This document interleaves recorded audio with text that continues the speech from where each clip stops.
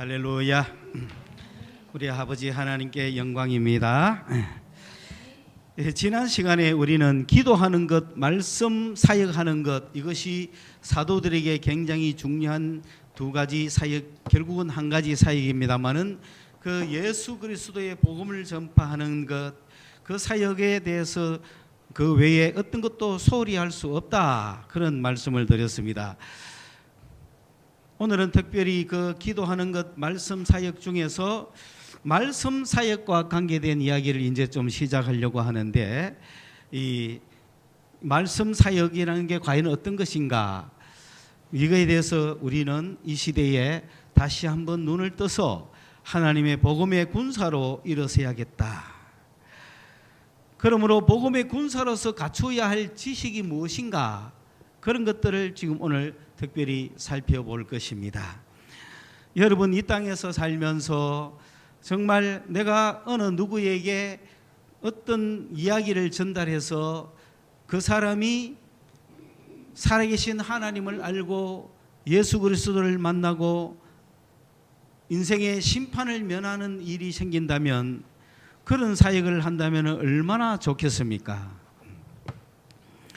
정말 이 사역은 우리 모든 성도들이 사모하고 그것을 이루어야 될 그런 일일 텐데, 물론 우리가 기도하면서 응답받는 것, 병자들이 고침받는 것, 수많은 사람에게 의언을 하는 것, 뭐 여러 가지 모든 것들이 믿는 자들에게나 또는 그걸로 통하여 믿게 되는 자들에게 역사하는 것 다 주님의 복음의 일이지만은, 그러나 특별히 말씀 하나로 어느 한 인간을 만나서 내가 예수를 전했는데 그가 구원을 얻었다, 이러한 역사가 일어난다면 얼마나 좋겠습니까? 그걸 하는 사람들을 복음의 군사다, 그렇게 이야기하는 겁니다. 그러므로 우리는 복음의 군사가 되기 위하여 열심히 훈련을 받고 나가야겠다. 정말로 복음의 군사는 대단한 사람들을 쓰는 거냐, 그런 건 아닙니다. 주님은 약한 자를 들어서 쓰시는 분이십니다. 그러므로 복음의 군사로서의 그것을 알고 복음이 뭔지를 아는 사람들을 주님은 쓸 것입니다. 오늘은 특별히 그런 복음의 군사가 갖추어야 할 그런 지식이 어떤 것이 있는가에 대해서 어떤 하나의 단면을 살펴보겠습니다. 왜냐하면 우리는 이 땅에 살면서 신앙인이라고 한다면, 예수 믿는다고 한다면, 또는 종교인이라고 그런다면 세상과는 동떨어진 어떤 그런 좀 극단적인 그런 광신적인 모습을 오히려 보이는 것이 잘 믿는 것처럼 그렇게 생각할 수 있기 때문에, 그런 것이 결코 아니라는 것을 우리는 복음의 군사들은 더더구나 세상의 모든 것들을 더 정확하게 알고 앞서가서 알고 있어야 복음의 군사로서의 역할을 할 수 있다는 것을 알 수가 있습니다. 그런 말씀을 가지고 우리가 복음의 군사가 되기 위해서 우리가 특별히 더 지식적으로 어떻게 해야 할 것인가, 이런 것들을 생각하면서 결코 무식한 자들이나 그런 막무가내의 사람이 되어서는 안 된다. 복음의 군사들은 더더구나 그런 거하고는 거리가 멀다. 만약에 그렇게 가는 사람은 미신으로 갈 가능성이 많죠. 그러나 우리는 세상과 어떤 이 인생의 모든 진리를 정확하게 아는 사람이 군사가 되어야 된다는 거예요. 세상이 어떻게 창조되었는지, 세상의 창조자가 누군지, 세상이 어떻게 돌아가는지, 인생이 무엇인지도 모르는 사람이 어떻게 복음의 군사가 되겠으며, 그들이 설령 예수를 믿고 어떤 영적인 그런 것들을 경험했다고 할지라도 그런 것들을 무시한다면은 무속과 다를 바가 없다는 거예요. 무속인들은 세상을 누가 창조했는지 관심도 없고 알지도 못해요. 그리고 인간이 의해되는지도 몰라요. 인간은 다 죽어버리는 존재인 것도 잘 몰라요. 그러면서도 사람에게 뭔가 종교적인 색채를 가지고 가르친단 말이에요. 그 잘못된 종교죠. 기독교도 만약에 우리가 어떤 올바른 지식, 세상에 대한 지식, 인간에 대한 지식을 갖지 못한다면 그런 무구속과 다를 바 없는 행동을 할 가능성이 많기 때문에 우리 복음의 군사들은 그러한 지식을 가져야 된다는 것입니다. 오늘 말씀을 살펴보면 사도행전 17장에는 이제 바울이 전도 여행을 하는 중에 아테네에 간 기록이 나옵니다.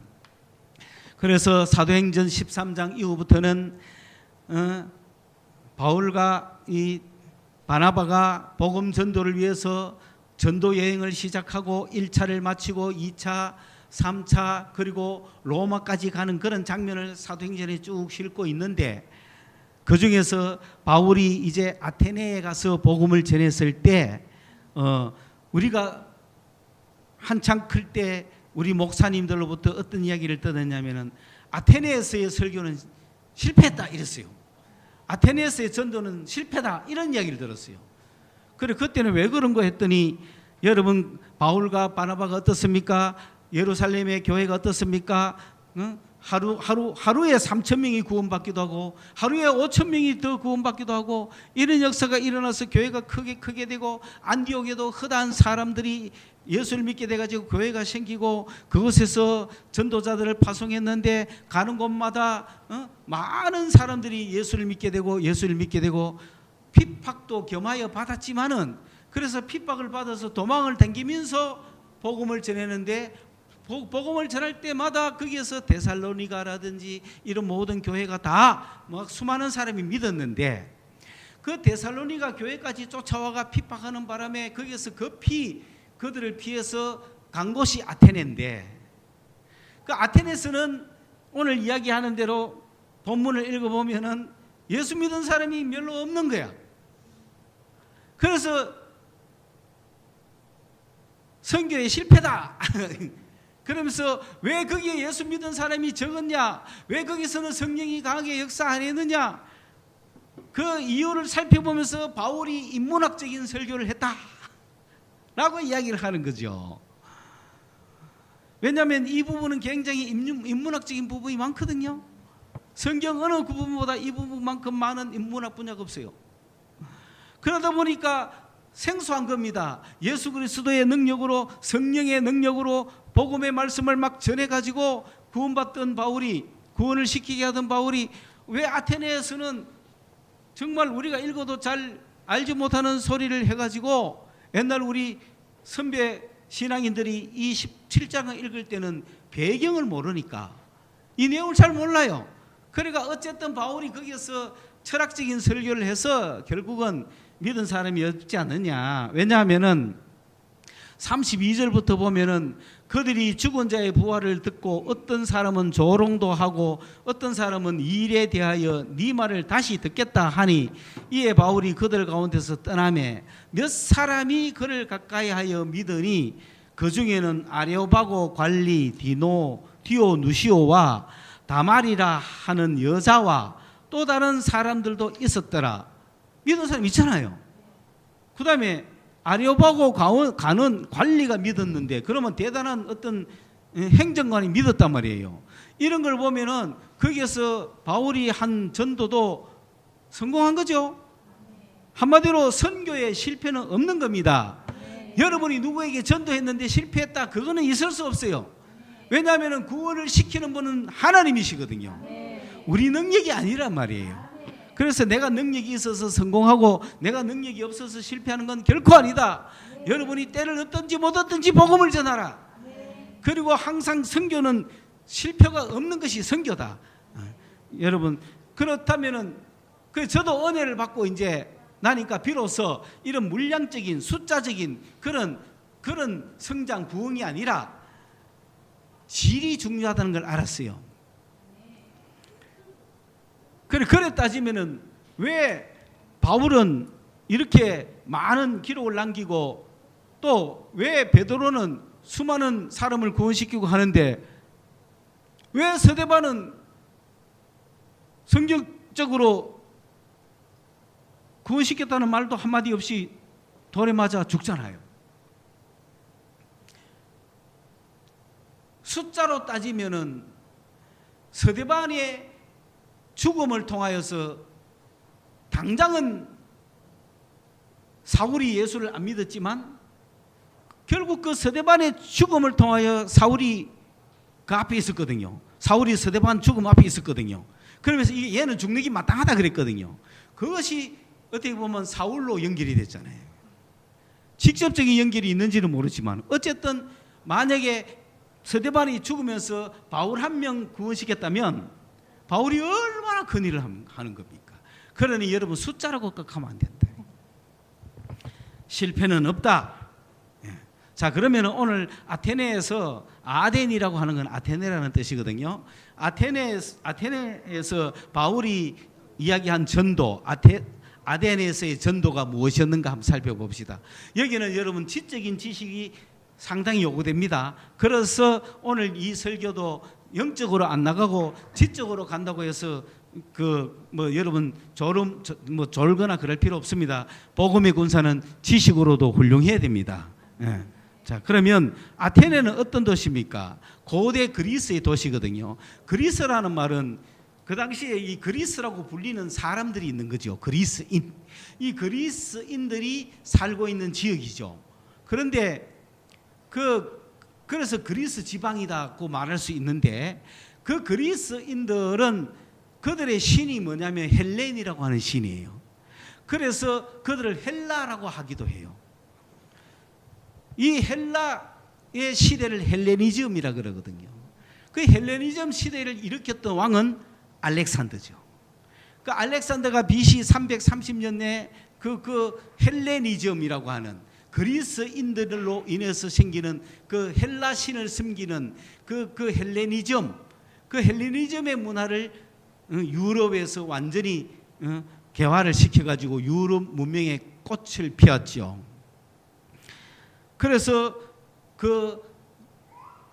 그리스 문명이라고 말하기도 하지만은 헬라 문명이라고 말하고 그리스인이라고 말하지만은 헬라인이라고 말하기도 하고. 그래서 이 헬라 그리스라고 하는 이 지역이 여기서 헬레니즘을 섬기는 그런 종교, 그 문화가 유럽의 정신 세계를 지배했는데 바로 그 옆에 있는 이탈리아 로마라고 하는 지역에서 나오는 로마인들, 라틴인들이 아주 군사적으로 조직적으로 잘해가지고 무력을 가지고 그리스를 정복했죠. 그래서 그리스를 정복했지만 그들의 문명이나 문화는 없었습니다. 그들은 결국 그리스 문명, 헬라 문명을 자기들의 문명화 해가지고 그리스 로마 문명이라고 해가 이것이 유럽 문명의 전부입니다. 그리고 그것이 지금 세계를 지배하는 문명입니다. 그러므로 여러분 우리는 그리스 로마 문명의 핵심이 뭔지를 알고 있어야 지금 전 세계를 지배하는 문명인지를 우리가 알고 그것에 대해서 그것의 장단점을 가지고 나아가야 한다는 겁니다. 그러다 보니 이제 이 헬라 문명이 그 시대 로마가 군사적으로 지배하고 있었지만은 헬라 문명이 정신 세계를 지배하고 있는 그 시대에 그 여러 개의 도시 폴리스죠.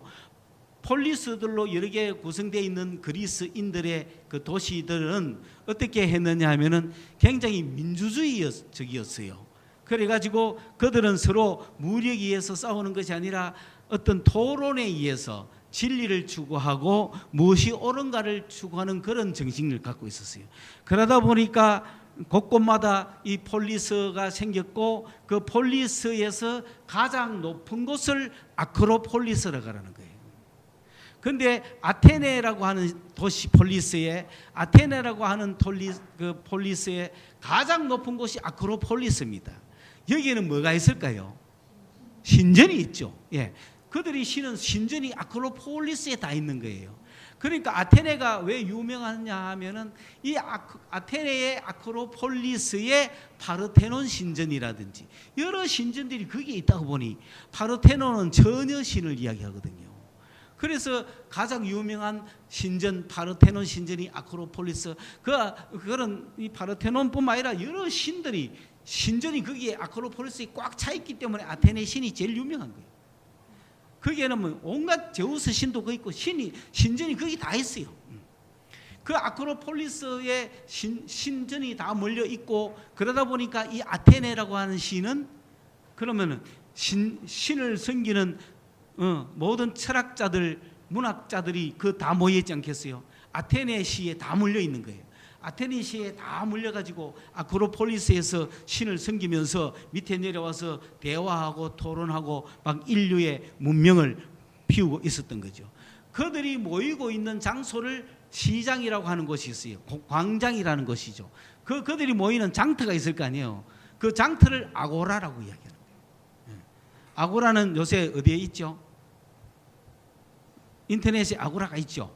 그 막 아고라를 누가 펼쳐놓죠. 여기 광장이다. 다 모여라. 이런 식이죠. 그래서 그 아고라가 하는 거는 아고라 하면은 이 시장 이런 뜻이에요. 그래서 그 밑에 아테네 도시 아고라가 여기에 있고 여기 아크로폴리스가 있고 이 아고라에서 사람들이 몰려가지고 자기 신 이야기를 하는 거야. 막 처녀신 무슨 그 그리스는 신의 나라잖아요. 그 신화, 그 그리스에 나오는 그 모든 신화 이야기를 여기서 하면서 정의가 중요하니 사랑이 중요하니 뭐 진실이 중요하니 막 그런 이야기를 하는 거죠. 그래서 진실의 신, 정의의 신, 사랑의 신, 거짓도 있잖아요. 그러고 막 그런 어떤 막 남봉꾼도 있고 온갖 인간의 군상이 신으로 변해가지고 그 어느 신을 섬기고 어느 신이 어쨌다 하는 그런 이야기를 통해서 인류의 정신 사고를 막 이렇게 나누는 그런 장소죠. 그 아고라가 있고 여기서 막 이야기를 하다가 누가 잘못한 사람이 있으면은 그 아고라와 아크로폴리스 사이에 이 대리석으로 구성된 엄청난 큰 바위가 있는 거예요. 이 바위를 아레오바고라고 하는 거예요. 이 바위를 아레오바고라고 하는 거예요. 여러분 이게 실제로 있는 이야기인데 성경에 다 나오잖아요. 그러니까 성경은 실제적인 책이에요. 이건 어떤 종교적인 경이 아니에요. 뭐 연구를 하는 거하고는 완전히 다른 거예요. 성경은 현실적이고 실질적인 문제이기 때문에 오늘 살아있는 나에게 영향을 끼칠 수 있는 책이라는 거예요. 이게 그러므로 이 아레오파고스라고 하는 이 아레오파고라고 하는 그 대리석 여기 아고라 광장에서 싸움이 붙거나 논쟁이 있으면 이쪽으로 올라갑니다. 이쪽에 올라가고 여기서 재판을 하는 거예요. 여기서 심판도 하고 결국 소크라테스도 여기서 사형 언도를 받았습니다. 너는 젊은이들을 미혹하고 그리스의 문명에 해를 끼치는 놈이다 이랬습니다. 그리고 젊은이들을 신앙적으로 양심적으로 도덕적으로 타락시킨다고 소크라테스를 죽입니다. 여기 그런 이제 아테네라는 도시가 이렇습니다.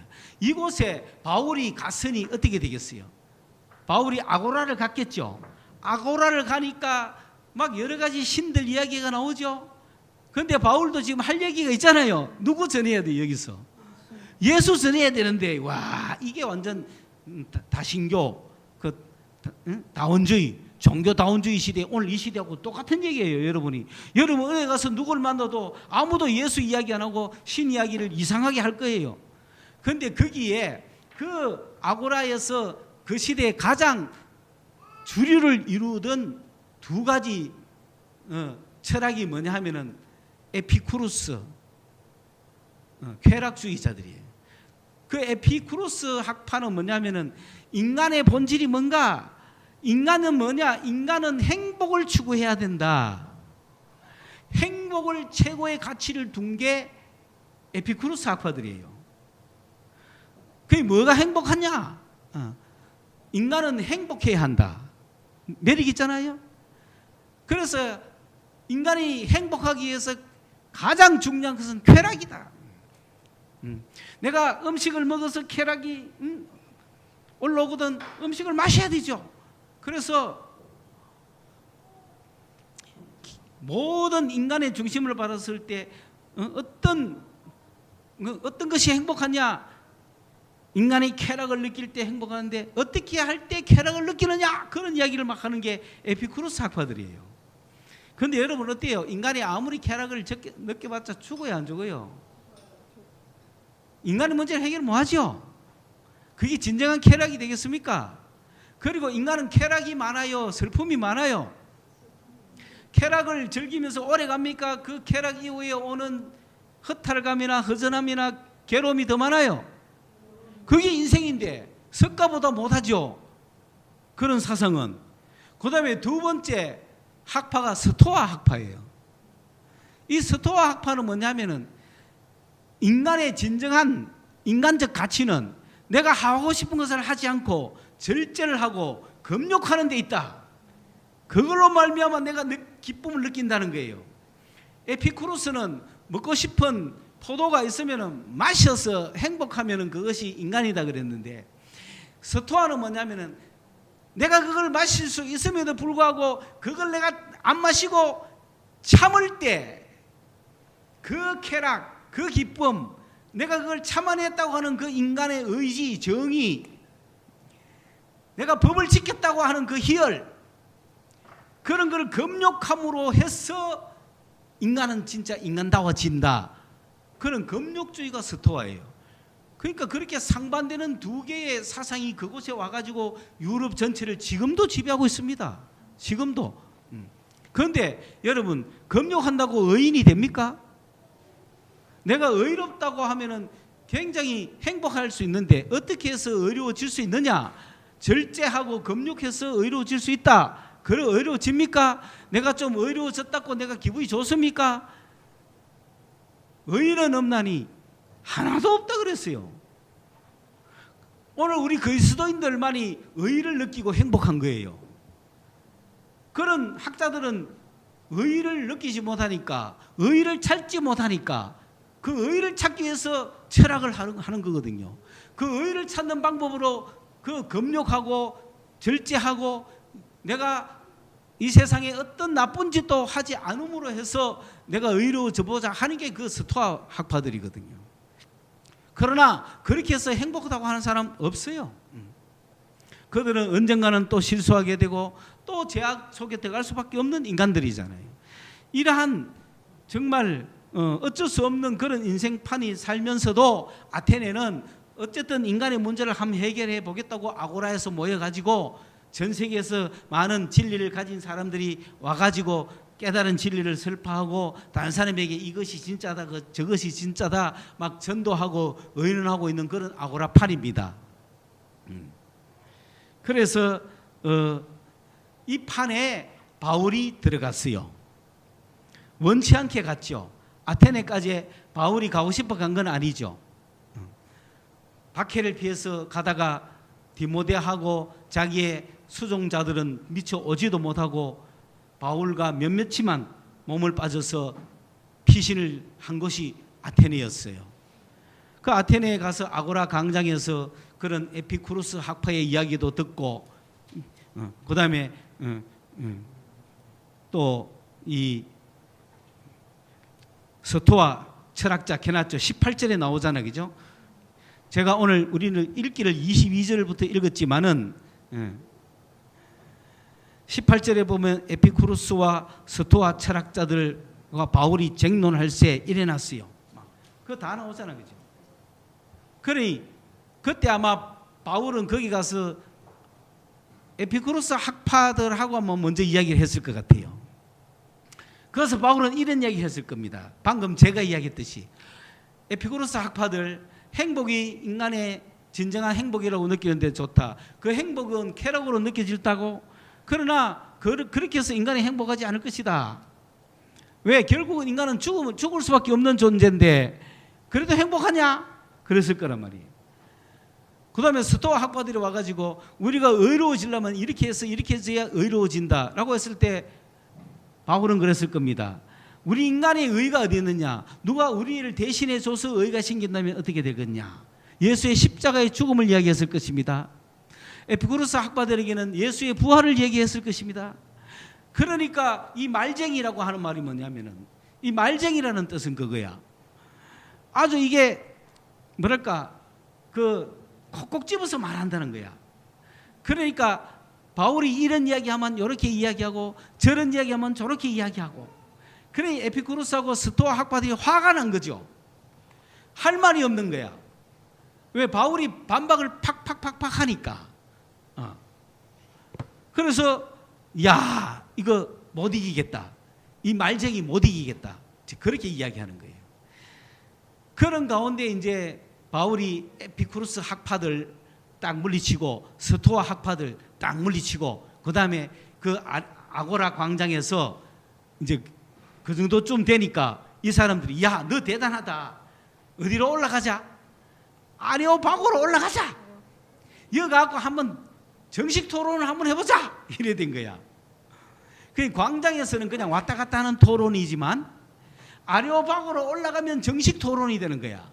그래서 아레오파고로 올라간 거야. 드디어 바울이 그들에게 바울의 사상을 전파할 기회가 생긴 거야. 신의 바위죠. 신의 바위.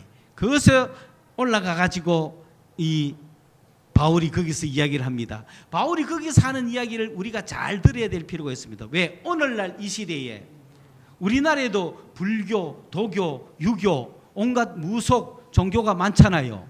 이런 기독교판에 어떻게 전도해야 될 거냐? 거기서 막무가내로 예수천당 불신지옥 이래가 되겠습니까? 거기서 우리나라가 지금 선교사들이 들어오면서 잠깐 참 아쉬운 점이 뭐냐? 이런 철학적 사고를 가지고 우리나라에 와가지고 우리나라 사람들을 이해하면서 접근했다면 우리나라의 기독교가 좀 더 지성적으로 이 한국 사회를, 물론 지금도 제일 많은 종교입니다. 그러나 정신적으로 좀 더 지배하지 않았을까? 이걸 놓치는 바람에 껍데기는 기독교인데 속은 무속입니다. 껍데기는 기독교인데 기독교 전부 다가 뭐 점 보고 앉았고, 가가 뭐 타로 점치고 앉았고, 어디 가가 빌고 앉았고, 뭐 재미로 한다. 재미로 하면 안 됩니다. 주님이 제일 싫어하는 거예요, 그게. 왜 재미로 합니까? 내가 오늘의 운세도 보지 말라고 가잖아. 여러분한테. 하나님이 보시기에 얼마나 웃기겠냐고. 그건 재미로 하는 게 아닙니다. 물론 우리는 재미로 하지. 왜? 그것만 아니라 뭐 딴 것도 재미로 하는데 뭐 술도 재미로 먹잖아. 그죠? 그러나 그거 중에서도 그거 믿지 말아야 된다는 거예요. 그거는 영향을, 술을 먹고 나면 끝나면 깨면 그만인데 오늘의 운세는 읽으면 그게 머리에 남아있잖아요. 그러면 안 되잖아. 그러면 괜히 뭐 오늘 뭐 어디 보니 동쪽으로 가면 기인을 만난다 하더니 오늘 당신이 기인인가 싶기도 하고 이러면 안 되잖아요. 기독교인은 그러면 안 된다는 거예요. 그런데 한국의 선교사들이 와가지고 보니 한국 사람 이미 뭘 믿고 있어요? 누구를 믿고 있어요? 한국 사람들은 몰라요? 하나님을 믿고 있는 거예요. 이미 한국에 오니까. 그래 안 그래요? 여러분, 우리 한민족은 하나님을 믿는 민족이에요. 옛날부터 5,000년 전부터 하나님을 믿는 민족인데 이 민족이 계속 하나님께 제사 드리고 내려오다가 이제 드디어 저 인도로부터 불교가 생겨가지고 그 불교가 중국에 온 거예요. 그래서 그 중국으로부터 불교가 한국에 돌았고, 그 당나라 때 불교가 돌았어요. 당나라 때. 그때는 우리나라가 삼국시대죠. 신라시대죠. 그래서 그때 불교만 들어온 것이 아니고 공자의 유교도 들어오고, 그 다음에 어떤 그 노자 뭐의 어떤 도교, 그러니까 도교도 들어오고 불교도 들어오고 유교도 들어오고, 그것이 신라시대 때 돌았어요. 우리나라에 돌아가지고 도를 펼치는데, 그때 전에 제가 말씀 안 드렸지만 우리나라에 당나라에 유학 갔던 최치원이가 유학 갔다 와가지고 뭐라 그랬습니까? 우리나라에는 불교나 유교나 도교가 들어오기 전에 이미 우리나라에 고유한 종교가 있었다. 그 종교가 뭐냐? 풍류도다. 그랬죠? 이 풍류도는 신선학이다. 신선교다. 왜냐하면 우리는 신선이 다스리는 곳이다 이거지. 그러므로 우리가 신선이 되기 위해서 노력했다. 그것이 풍류도인데, 그 풍류도 안에 유교, 불교, 도교의 가르침이 다 있다. 이미 그랬어요. 신라시대의 최치원이가. 그렇기 때문에 지금 뭐 불교, 유교, 도교, 캐도 전부 다 뭐다? 풍류교라는 거지. 우리나라는 이미 거기는 무속돼 있다 이거지. 무교도. 그러니 이미 우리나라에는 풍류도가 있어가지고, 풍류도는 신선이 되는 건데, 신선은 뭐냐면 우리가 하나님처럼 되는 거예요. 그러니까 하나님을 믿어왔고, 그 하나님과 내가 자연도 하나님과 합의를 될 수 있고 인간도 하나님과 합의를 될 수 있다. 그 사상을 우리 한국인들 갖고 있는 거예요. 그러면서 하늘의 하나님을 믿고 있었던 민족이라. 그러면 여러분, 이 하늘의 하나님이 오늘 성경에서 믿는 이 하나님과 같아요, 달라요? 어떻게 생각하세요? 선교사의 눈에는 달랐죠. 우리 한국인의 심성에는 같았죠. 그래서 당신이 믿는, 우리 조선 사람들이 믿는 그 하나님이 바로 이 하나님이다 라고 이야기를 해줬으면 좋았는데, 그런 하나님이 있으리라고 선교사들은 상상을 못했기 때문에 당신들이 믿는 그 하나님은 미신이야, 우상이야, 잘못된 진짜 신이 아니야 라고 하는 바람에 너희들이 믿는 하나님은 하늘님이고 너희들은 보는 하늘을 믿네. 그러니까 하느님이고, 우리 선교사가 가르쳐주는 성경의 하나님은, 이스라엘의 하나님은 하나님이다. 그래가지고 하느님과 하나님이 용어가 구별이 돼가지고 우리나라를 혼란시킨 겁니다. 선교사들은 누가 하느님 하면 그거는 성경이 말하는 하나님이 아니고 하나님이라고 해야 성경이 말하는 하나님이다, 막 구분을 해버린 거야. 그것은 미스테이크다, 아쉬운 점이다. 그러므로 오늘 우리는 다시 하나님이니 하느님이니 구별하지 마라. 분명한 사실은 우리 한민족이 믿어왔던 그 하나님은 성경의 하나님이었다. 그분이 천지를 창조했는지까지는 잘 몰랐지만은, 그리고 우리도 내 어떤 도를 닦아가 하나님과 합일될 수 있다는 것은 잘못된 생각이지만은, 아이고 하나님, 아이고 하나님, 우리는 하나님을 믿어왔던 민족이라는 겁니다. 선교사들이 그 하나님이 바로 이 하나님입니다라고 바로 잘 가르쳐줬다면 얼마나 좋았을까. 지금이라도 우리는 갈등하지 말아야 됩니다. 우리 예수 믿는 사람은 당연히 하나님을 믿지만 아직도 예수 믿지 않는 사람이 그들이 말하는 하나님은 우리가 말하는 하나님하고 틀리다고 말하지 마세요. 그들이 믿는 하나님, 그 하나님을 올바르게 가르쳐주겠다, 그렇게 말씀하십시오. 물론 한국 사람 중에도 하나님이 어딨노 하는 사람도 있어요. 그런 사람이야 뭐 어떡하겠습니까마는, 예수는 안 믿지만 하나님 하나님 이야기하는 사람이 있거들랑 그 하나님, 네 믿는 하나님이나 내가 믿는 하나님이 같은 거야. 그렇기 때문에 나는 그 하나님을 더 깊이 알고 있고 당신은 하나님을 잘 몰라. 그래서 내가 당신에게 하나님을 가르쳐 줄게. 그렇게 선교가 돼야 합니다. 그러므로 우리 한국의 여러분, 그걸 느끼셔야 됩니다. 예수를 믿든 안 믿든 하나님이 보호하사 우리나라 만세라고 할 때 다 뭉클하게 느끼는 게 뭡니까? 그것이 진짜로 그냥 하늘만 신으로 생긴 그 상태라면 그렇게 느낄 수가 없어요. 그리고 오늘 바울이 한 이야기가 바로 그겁니다.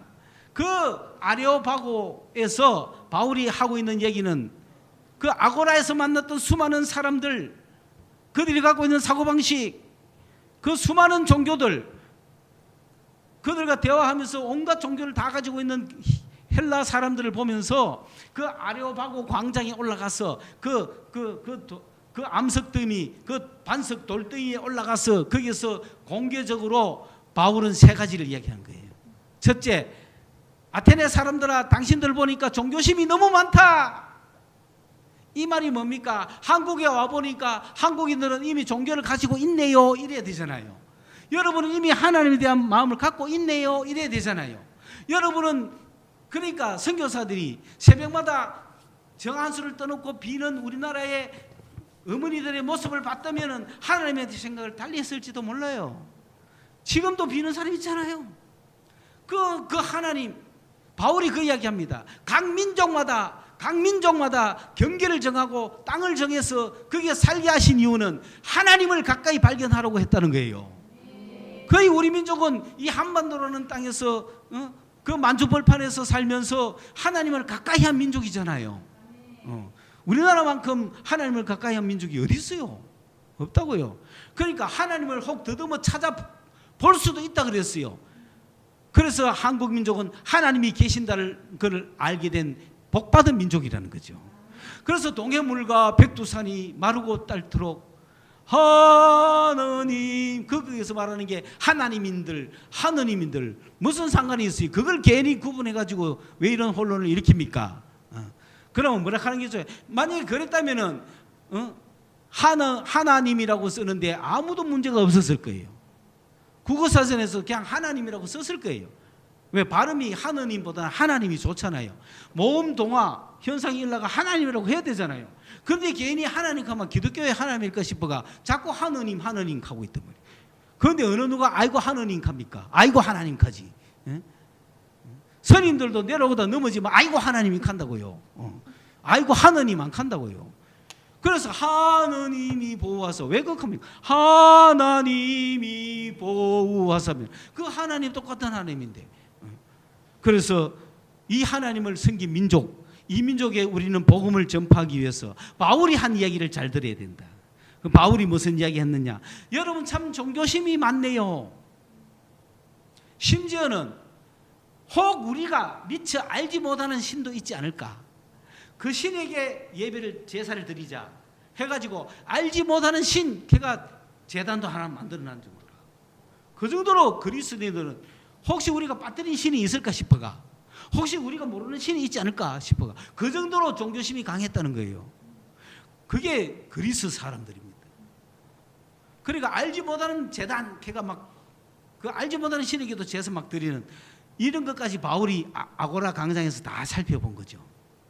그래서 바울이 그 말을 하는 겁니다. 내가 쭉 살펴보니까 이 정도까지 종교심이 많네요. 그런데 오늘 나는 여러분에게 하나님이 누군가에 대해서 좀 가르쳐 주고 싶습니다. 참 하나님을 가르쳐 주고 싶습니다. 그 하나님이 뭐냐? 그분은 첫째, 천지 만물을 만드신 분이십니다. 창조주가 있어야 됩니다. 그 하나님은 창조주 하나님입니다. 그 외에 다른 것들은 다 우상입니다. 그랬죠? 그러면은 거기서 뭐 태양의 신, 바람의 신, 태풍의 신, 폭풍의 신, 사랑의 신, 뭐 지혜의 신, 이런 것들은 다 뭡니까? 신이 아니죠. 진짜 신이 아니죠. 그러므로 그 수없는 것들은 신이 아닙니다. 진정한 하나님은 천지를 만드신 그분밖에 없습니다.